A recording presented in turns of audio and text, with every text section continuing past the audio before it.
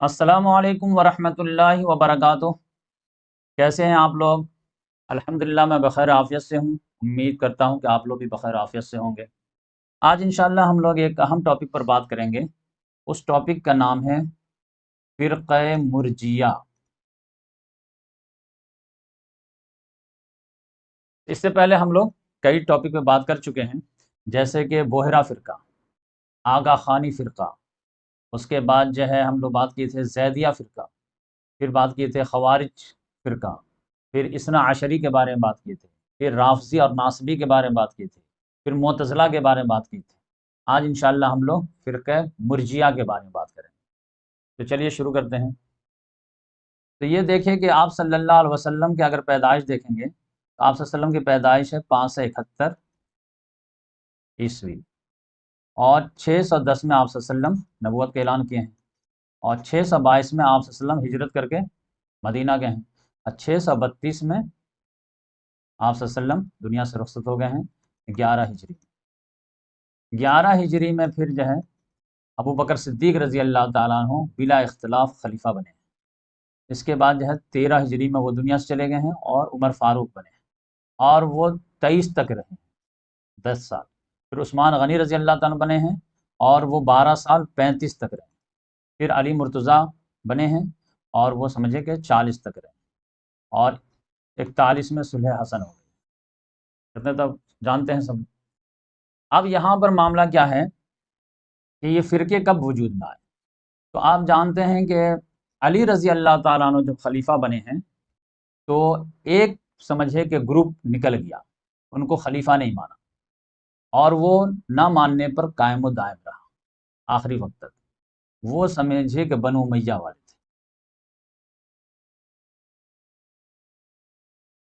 तो इनके बारे में तो मैं पूरी सीरीज़ बना दिया हूँ 62 एपिसोड में, इनके 92 साल के 62 एपिसोड। वो आराम से तफसील से आप देख सकते हैं कि ये क्या था। हदीस के रोज़ से समझे कि इनको जो है बागी जमात कहा जाता है। खलीफे राशिद के ख़िलाफ़ खुरूज किए थे तो ये बगावत किए थे और अम्मार को एक बागी जमात कत्ल करेगी, बुखारी शरीफ की हदीस है। तो इस लिहाज से इन्होंने बगावत की। तो पहले जो है समझिए कि ब्रांचेस तो ये निकल गया, लेकिन ये इनका प्रॉब्लम क्या था कि इनको अकीदे में मसला नहीं था, इनको सिर्फ जो है सियासी मसला था। उस्मान गनी रज़ी अल्लाह ताला अन्हु के इंतकाम के जो है मामला था। तो ये सियासी इफ्तराक हुआ एक तरह से।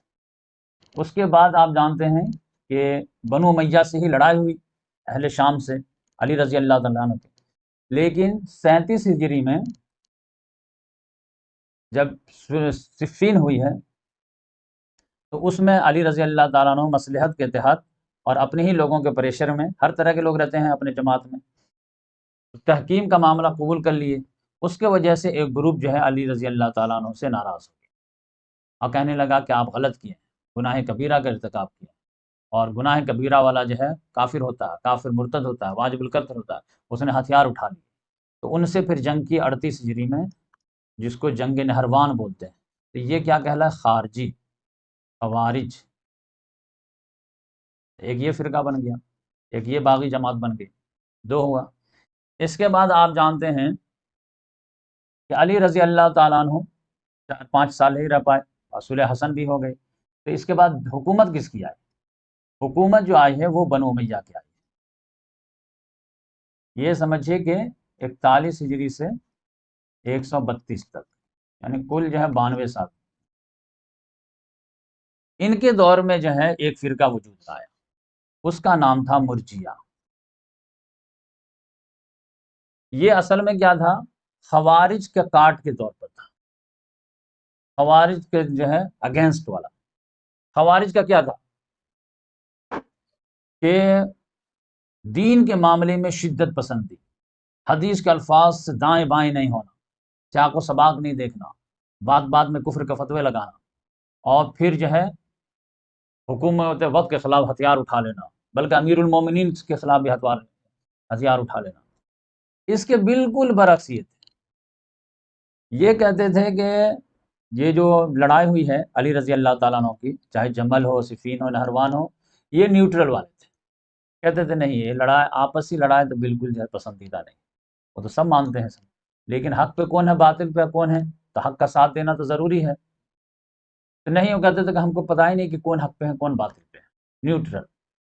یہاں تک تو ٹھیک ہے کہ آپ کو یہ نہیں ہے، لیکن اس کے بیس پر انہوں نے پھر جو ہے کہتے تھے کہ اس کا معاملہ ہم اللہ تعالیٰ پہ چھوڑتے ہیں کہ جو صحیح ہوں گے ان کو انعام ملے گا، جو غلط ہوں گے ان کو سزا ملے گی، کوئی بات نہیں. لیکن اس کے بیس پر انہوں نے پھر عقیدہ بھی بنا لیا. خوارج کہتے تھے کہ گناہ کبیرہ ایک ہوا کافر ہو گئے جہنم میں. یہ کہتے تھے اگر ایمان ہے تو پھر آپ جہنم میں جائیں گے ہی نہیں، فکس ہے کہ آپ جنت ہی میں جائیں گے. لیکن سوال یہ ہے کہ اگر وہ گناہ کر رہا عمل ٹھیک نہیں ہے تو کہ عمل نہیں ٹھیک ہے تب بھی برا عمل کر رہا، پھر بھی کتنا بڑا بھی برا عمل کر رہا، اگر ایمان ہے تو وہ جنت میں جائے گا. اب دیکھیں خوارج بعد بعد میں کافر، بعد بعد میں جہنمی، اور یہ تو بالکل ہی جو ہے بولے کہ ایمان قبول کر لو بیڑا پار. جیسے آج کے دور میں سمجھے مسلمان خوار ہیں، بدکار ہیں، ڈوبے ہوئے ذلت میں، کچھ بھی ہیں تیرے محبوب کی امت میں. تو یہ بھی وہی تھے. اب یہ معاملہ آیا کہاں سے؟ تو دیکھیں دو طرف سے آیا. ایک تو یہ ہے کہ شام میں آپ جانتے ہیں کہ عیسائیوں کی حکومت تھی، اور عیسائی لوگوں کا عقیدہ کیا تھا؟ عیسائی لوگوں کا عقیدہ آج بھی کیا ہے کہ عیسیٰ علیہ السلام کو اللہ کا بیٹا مان لو تمہارا بیڑا پار ہے، وہ کفارہ بن جائیں گے تمہارے سارے گناہوں کا. یہ کانسیپٹ ٹھیک رکھو کہ وہ اللہ کے بیٹے ہیں. تو یہاں بھی کہا گیا کہ وہاں پہ کہا جاتا کہ عیسیٰ علیہ السلام کا اللہ کا بیٹا مان لو تو تمہارا سارا بیڑا پار ہے. یہاں پہ کہا جا رہا ہے کہ اللہ کو مان لو تمہارا سارا بیڑا پار ہے. عوام کے لیے بالکل لالی پاپ لگ رہا کہ نہیں لگ رہا؟ اس سے زیادہ تو بہترین مزیدار تو کوئی ہو ہی نہیں سکتا. اور یہ چیز جو ہے حکمراں کو بھی سوٹ کرتا تھا. حکمراں کا کیا معاملہ تھا کہ ان کا معاملہ یہ تھا کہ جب صرف ایمان ہی سے جو ہے سارا بیڑا پار ہونا ہے تو پھر امر بالمعروف اور نہی عن المنکر کو بھی یہ جو ہے لائٹلی لیتے تھے. کہتے یہ سب کی بھی ضرورت نہیں ہے، کسی چیز کے خاطر لڑنا جھگڑنا، یہ سب حکومت کے خلاف جو ہے چیلنج کرنا، ظلم پہ ٹوکنا، جیلوں میں جانا، یہ سب کی ضرورت نہیں ہے. ایمان ہے نا بیڑا پار. اب دیکھیے امر بالمعروف والنہی عن المنکر میں اس کے بعد جو معتزلہ آئیں گے وہ کتنا خطرناک، وہ گن پوائنٹ پہ جو ہے خلق قرآن کا عقیدہ منوا دیتے. نہیں نہیں، امر بالمعروف والنہی عن المنکر ضروری ہے. یہ کہتے تھے بالکل ہی ضروری ہے، حکومت کے خلاف تو کچھ بھی نہیں، بولنا بھی نہیں، بغاوت کرنا تو بہت دور کی بات ہے. اب یہ حکمراں کو سوٹ کرے گا کہ نہیں سوٹ کرے گا؟ بنو امیہ کو سوٹ کرے گا کہ نہیں کرے گا؟ مروان کو سوٹ کرے گا کہ نہیں کرے گا؟ ولید بن عبد الملک کو سوٹ کرے گا کہ نہیں کرے گا؟ ہم کچھ بھی کر رہے ہیں تم لوگ مت بولو، تم کو نماز پڑھنا آگے پڑھ لو، مسجد بنوا دیے. یہ تھے مرجیہ. اب یہ خوارج اور مرجیہ ان دونوں کے کاٹ کے لیے کھڑے ہوئے سمجھے کہ امام ابو حنیفہ اور بھی جو اس وقت کے امام وغیرہ تھے، لیکن خاص طور سے یہ کھڑے ہوئے کیونکہ یہ جو ہے عقل کو استعمال نہیں کرتے تھے اور یہ عقل کا بیجا میں استعمال کرتے تھے. تو انہوں نے ریشنل تھنکنگ دیا عقل کا، شریعت کے ساتھ شعور، اور پھر ٹرو انڈرسٹینڈنگ دینے کی کوشش کی شریعت میں، اور دونوں کے فلسفے کو کاٹ کے رکھ دیا. تو یہاں تک تو سمجھے کہ یہ جیت گئے، ٹھیک کر دیے پورے عقیدے کو. لیکن ان کے بعد جو ہے انہوں نے جب عقل کا استعمال کیا نقل کے ساتھ تو اس میں ایک بائی پروڈکٹ نکل گیا، وہ تھا معتزلہ. وہ عقل کا اتنا استعمال کیا کہ نقل کو ہی نیچے کر دیا تھا. تو معتزلہ کے اوپر تو ہم لیکچر لے چکے ہیں. تو یہاں سے پھر معاملہ کیا ہوا کہ یہاں سے عقل کا استعمال شروع ہوا بھیجا اس کو ٹھیک کرنے کے لیے، پھر عقل ہی کا استعمال ہوا، اینٹی وینم دینے جایا گیا، لیکن پھر یہاں سے کاؤنٹر پروڈکٹ شروع ہو گیا. اب معتزلہ کا دور ختم ہوتے ہوتے معاملہ کیا ہوا کہ بنو عباس کی جو حکومت تھی وہ جو ہے چرمرا گئی. بنو معتزلہ کب پاور میں آئے؟ مامون، معتصم اور واسق، ان تینوں میں ان کا عروج تھا. اب متوکل نے جو ہے ان کو ٹھکانے لگا دیا ہے. تو متوکل کب تھا؟ یہ 232 سے لے کر کے 247 تک. اب یہی دور ہے کہ بنو عباس زوال میں بھی چلے جائیں گے سیاسی لحاظ سے بھی، اور سلطنت بکھرنا شروع ہو جائیں گی. تو اب فکری لحاظ سے بھی امت بکھر رہی ہے، عقیدے کے لحاظ سے بھی بکھر رہی ہے، سیاسی لحاظ سے بھی بکھر رہی ہے. تو اب کیا ہوگا امت کا؟ تو امت میں اب جو ہے کچھ عظیم رجال کھڑے ہوئے کہ سب سے پہلا کام یہ ہے کہ دین کا جو سورس ہے اس کو محفوظ کیا جائے۔ دین کا سورس کیا ہے؟ دین کا سورس جو ہے دو ہے اصل میں، قرآن اور حدیث۔ قرآن تو محفوظ ہے، اللہ تعالیٰ نے گارنٹی لیا ہے، یہ اس کی حفاظت کے لیے سب لوگوں نے کمر کسی، کیونکہ اس دور میں تھوک کے حساب سے حدیثیں گڑھی جاتی تھی۔ سب سے زیادہ حدیثیں اسی دور میں گڑھی گئی ہیں، آپ کو یہ بات تعجب لگے گی۔ اور بھی تعجب کی بات بتاؤں، سب سے زیادہ حدیث کون کرتے تھے معلوم ہے؟ نیک لوگ۔ ایک الگ جو ہے انجیکشن لگ جاتا تھا، لوگوں کو رغبت دلانا ہے تو فضائل میں جو ہے اپنے طرف سے حدیث ملا دیتے تھے۔ آپ صلی اللہ علیہ وسلم نے بولے کہ 100 نیکی ملیں گے، وہ بول دے 1000، چلو راغب۔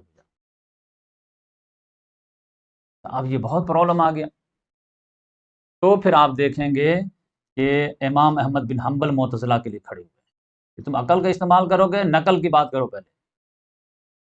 تو وہ تو فقیہ بھی تھے اور محدث بھی تھے، تو آپ دیکھیں گے کہ 41 ہجری میں جو ہے ان کا انتقال ہوتا ہے، لیکن وہ ایک مسند احمد تقریباً جو ہے 35 سے 40 ہزار حدیث کا مجموعہ چھوڑ کے چلے جاتے ہیں۔ پھر آپ دیکھیں گے کہ امام بخاری آ جاتے ہیں 56 ہجری میں، ان کا انتقال ہوتا ہے، یہ ایک جو کتاب چھوڑ کے چلے جاتے ہیں۔ پھر امام مسلم آتے ہیں، وہ خدمت کرتے ہیں 61 ہجری میں وہ آتے ہیں۔ پھر صحابہ ستہ کے جتنے بھی ہیں سمجھے کہ 303 تک جو ہے سب آ جاتے ہیں۔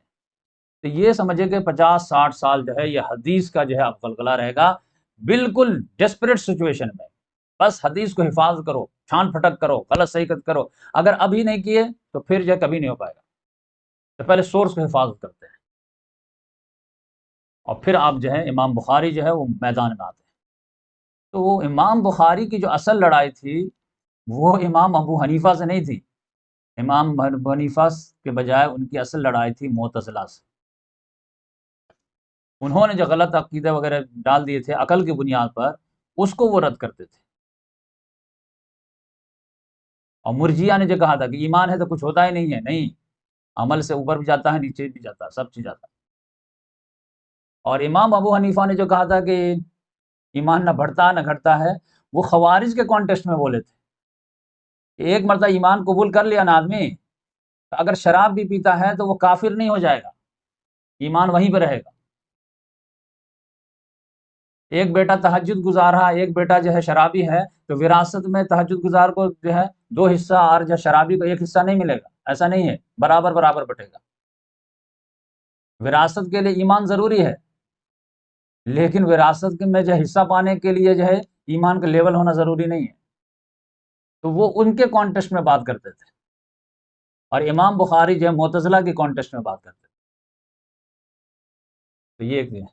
اب یہ ہے کہ آج میں تھوڑا سا آپ کو اور بھی ایک چیز بتا دوں کہ آپ کہیں گے کہ ٹھیک ہے، علی رضی اللہ تعالیٰ عنہ جب خلیفہ بنے تو امیر معاویہ، بنو امیہ، وہ سمجھے کہ ایک گروپ نکل گئے، اور پھر ان سے جو ہے ایک خوارج کا گروپ نکلا، پھر بنو امیہ کا دور آیا تو مرجیہ آیا، پھر معتزلہ آیا، پھر اہل تشیع آ گئے 12 امام والے، پھر 12 امام میں سے جو 6 امام والے الگ ہو گئے، اسماعیلی الگ ہو گئے، 12 امام والے الگ ہو گئے۔ اہل سنت کدھر گئے؟ اہل سنت کن کے ساتھ؟ یہ بہت زیادہ کنفیوزنگ سوال ہے، اس لحاظ سے میں سوچا کہ آج اس کو کلیئر کرتا ہوں۔ یہ دیکھیں امام علی رضی اللہ تعالیٰ عنہ جو تھے، ان کے دور میں بھی اور ان کے بعد بھی اہل سنت ان کے ہی ساتھ تھے، اہل تشیع بھی اور اہل سنت بھی ان کے ساتھ تھے، بنو امیہ کے ساتھ اہل سنت نہیں تھے، الا ماشاء اللہ۔ وہ تو حکومت میں رہتا تو کوئی بھی چاپلوس چلا جاتا ہے۔ آج کے دور میں بی جے پی کے ساتھ کتنے مسلمان ہیں، لیکن 2-4 ہیں تو اس کی تو گنتی نہیں رہتی۔ تو آپ سمجھ جائیے کہ بنو امیہ کی حکومت آ بھی گئی، اور پھر وہ جو ظلم زیادتی کربلا وغیرہ میں ہوا تو پوری امت کی ہمدردی جو ہے انہی کے ساتھ تھی، بس یہ تھا کہ حکومت سے مجبور ہیں۔ تو پھر اہل سنت کے جو زیادہ تر تھے وہ جو ہے علمی مشاغل میں جو ہے مشغول ہو گئے، چلو اسلام کی خدمت اسی انداز میں کر دیتے ہیں، کتابیں لکھتے ہیں، لوگوں تلقین کرتے ہیں، تزکیہ کرتے ہیں، تربیت کرتے ہیں۔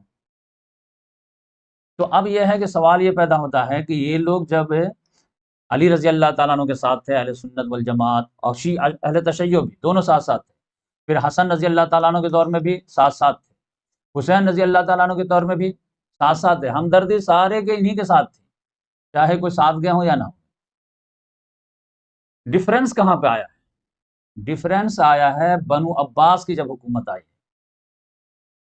بنو عباس کی جب حکومت آئی ہے تو معاملہ کیا ہوا ہے کہ بنو عباس والے وعدہ کر کے آئے تھے کہ ہم لوگ حکومت چھیننا چاہ رہے ہیں، کس سے؟ بنو امیہ سے۔ کیوں؟ کیونکہ یہ ہمارے چچیرے بھائیوں کا حق ہے۔ چچیرے بھائی سے مراد کون ہیں؟ حضرت حسن اور حضرت حسین علیہم السلام، ان کا اصل حق ہے، ان کو ہم دیں گے۔ تو سب لوگ ساتھ دیے، لیکن بعد میں جب یہ حکومت میں آ گئے تو ابو العباس جعفر منصور وغیرہ نے نہیں دیا۔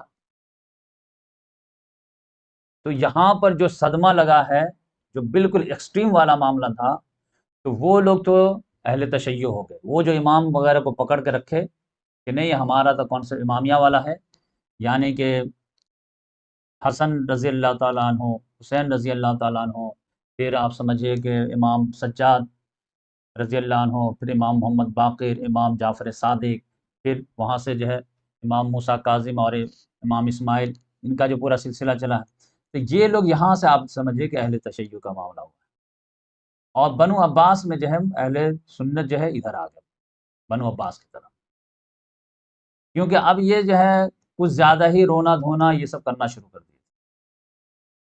امامیت کا جو ہے معاملہ یہ تھا۔ اب ادھر کیا تھا بنو عباس میں کہ قرآن بھی تھا، حدیث بھی، اور پھر جو ہے اہل بیت میں بھی سے، یہ لوگ اہل بیت میں سے بھی تھے، اور پھر سب سے بڑی بات حکومت، چاروں چیزیں مل رہی ہیں۔ پھر بھی کھلے دل سے اہل سنت ان کے ساتھ نہیں تھے، بالکل کھلے دل سے جو ان کے ساتھ آئے ہیں کب؟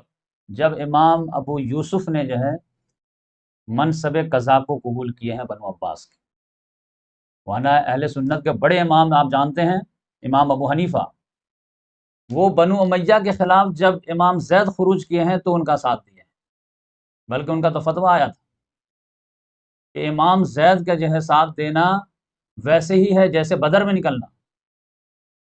اور پھر بنو عباس کے خلاف، ابو جعفر منصور کے خلاف جب نفس زکیہ نکلے ہیں تو بھی جو ہے امام ابو حنیفہ نے امام نفس زکیہ کو ساتھ دیے۔ امام شافعی کے بارے میں آتا ہے تو ان پر تو رافضی ہونے کا الزام لگتا تھا، اتنا ساتھ دیتے تھے۔ امام مالک کے ساتھ جو کیا معاملہ کیا گیا ہے آپ جانتے ہیں، ان سب پہ جو ہے میں ویڈیو بنا چکا ہوں، سارے اماموں پہ۔ تو یہ سارے امام جو تھے ہمارے، یہ ادھر ہی تھے علی رضی اللہ تعالیٰ عنہ کے ساتھ، لیکن جب ان کا بہت زیادہ غلغلہ ہوا ہے، اور جب یہ بھی تھوڑا دھیرے دھیرے ڈسٹریکٹ ہونے لگے، اور یہ تھوڑا تھوڑا جو ہے ٹریک پہ آنا شروع ہوئے، تو پھر جا کر کے اہل سنت اور اہل تشیع میں سمجھے کہ بڑا سا گیپ آ گیا ہے۔ تو یہ آپ ڈویژن آپ یاد رکھیں۔ اب یہ جو ہے کہ کانسیپٹ میں، نظریہ میں تو ڈویژن ایسے تو نہیں آتا ہے، وہ تو آپ کو دیکھنا پڑتا ہے بٹوین دا لائن۔ تو یہ سمجھیے کہ اہل سنت اور اہل تشیع میں جو ڈویژن ہوا ہے وہ علی ورسز امیر معاویہ نہیں ہوا ہے، بلکہ بنو عباس ورسز امام جو تھے وہاں پہ ہوا ہے۔ اور بنو امیہ کو تو چھوڑ دیا گیا تھا، ٹھیک ہے آپ کا خطبہ سن لیا کریں گے، آپ کے پیچھے نماز پڑھ لیا کریں گے، لیکن آپ لوگ تو صحیح سے حکومت بھی نہیں کرتے ہیں، اور اہل بیت کو تو ذبح کر دیتے ہیں، ان کے ساتھ کون ہو سکتا ہے؟ جب امیر معاویہ اپنے بیٹے کو بنانا چاہ رہے تھے تو کون کون لوگ کھڑے ہو گئے تھے؟ جتنے بھی ٹاپ کے صحابی کے بیٹے تھے، شغار صحابہ، سب کھڑے ہو گئے تھے۔ عبد الرحمن بن ابی عوف کے بیٹے جو ہیں، یہ زبیر بن عوام کے بیٹے عبداللہ بن زبیر کھڑے ہو گئے تھے۔ ابو بکر صدیق رضی اللہ تعالیٰ عنہ کے بیٹے جو ہے عبد الرحمن بن ابی بکر کھڑے ہو گئے تھے۔ عمر رضی اللہ تعالیٰ عنہ کے بیٹے عبداللہ بن عمر کھڑے ہو گئے تھے۔ حسین رضی اللہ تعالیٰ عنہ کھڑے ہو گئے تھے۔ یہ تو بڑے بڑے جو ہیں، عباس رضی اللہ تعالیٰ عنہ کے بیٹے عبداللہ بن عباس کھڑے ہو گئے تھے۔ پھر بچا ہی کون تھا اس زمانے میں؟ اس لحاظ سے آپ کو میں کوشش کیا کہ یہ بتاؤں تاکہ آپ کے ذہن میں یہ کنفیوژن نکل جائے کہ علی رضی اللہ تعالیٰ عنہ کو چھوڑ کر کے ہم لوگ بنو امیہ میں چلے گئے، ایسا کیسے ہو سکتا ہے؟ تو معاملہ یہ نہیں تھا، یہ ہم لوگوں کی کنفیوژن ہے۔ معاملہ یہ تھا کہ یہ اہل سنت کی جو ڈویژن ہوئی ہے، جو راستہ جدا ہوا ہے اہل تشیع سے، وہ بنو عباس کی حکومت سے جو ہے جدائی ہوئی ہے، بنو امیہ کی حکومت سے نہیں ہوئی ہے۔ یہی وجہ ہے کہ بنو امیہ کو تو اللہ تعالیٰ نے بالکل برباد ہی کر دیا۔ 132 ہجری میں یہ دنیا سے نام و نشان مٹا دیا گیا۔ بنو عباس کی جب حکومت آئی ہے تو ان کا ایک ایک بچہ ذبح کر دیا گیا، گرچہ غلط کیا گیا لیکن کر دیا گیا۔ ایک شہزادہ عبد الرحمن بچا، وہ جا کر کے یورپ میں جا کر کے حکومت قائم کیا، اسپین میں، مڈل ایسٹ میں نہیں بچا۔ یہ بنو امیہ کا جو فتنہ تھا، یہ سمجھیے کہ صرف اور صرف جو ہے 92 سال کا تھا، اور آپ صلی اللہ علیہ وسلم بول کے گئے تھے کہ میری امت کی تباہی جو ہے وہ قریش کے چھوکڑوں کے ہاتھوں ہوگی۔ تو اس کو ہم لوگ جو ہے کوشش کرتے ہیں کہ نہیں یہودی کا ہاتھ ہو، یہ عبداللہ بن سبا کے ہاتھ ہو۔ آپ صلی اللہ علیہ وسلم تو بول کے گئے تھے نہیں یہودی وغیرہ نہیں، میری امت کی تباہی جو ہے قریش کے چھوکڑوں کے ہاتھ ہوگی۔ تو اس لحاظ سے تاریخ کی جو ہے بالکل جو ہے وہ نظریہ آپ صحیح رکھیں گے تو تاریخ سمجھنے میں بہت آسانی ہوگی۔ انشاءاللہ آپ پھر ملیں گے نیکسٹ ویڈیو۔